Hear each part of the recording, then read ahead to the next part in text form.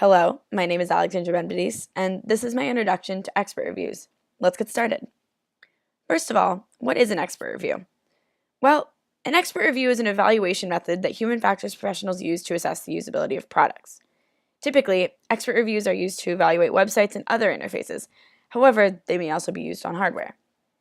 The reviewer applies his or her knowledge of human factors, such as usability guidelines, heuristics, design principles, etc., to evaluate the product in question based on these human factors principles. But who conducts these expert reviews? Typically, human factors professionals with an understanding of usability, UI/UX design, heuristics, etc., are the ones who perform expert reviews. Additionally, the FDA cites clinical experts as qualified to perform expert reviews pertaining to medical devices.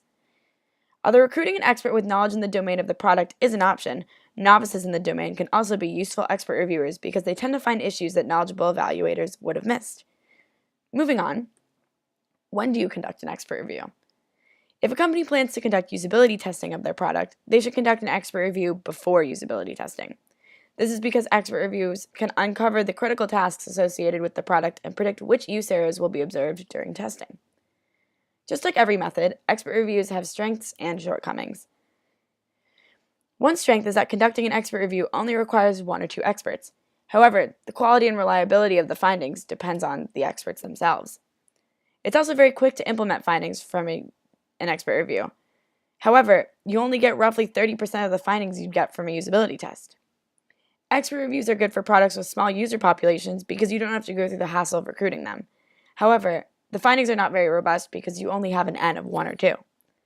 Finally, expert reviews enable you to avoid the cost and effort of recruiting, scheduling, running, and compensating participants for a usability study.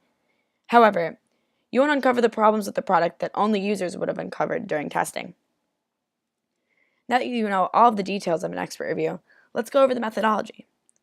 First, brush up on your knowledge of human factors and usability, as well as your knowledge of the domain of the product, and have an idea of the most common tasks that users will perform while interacting with the product.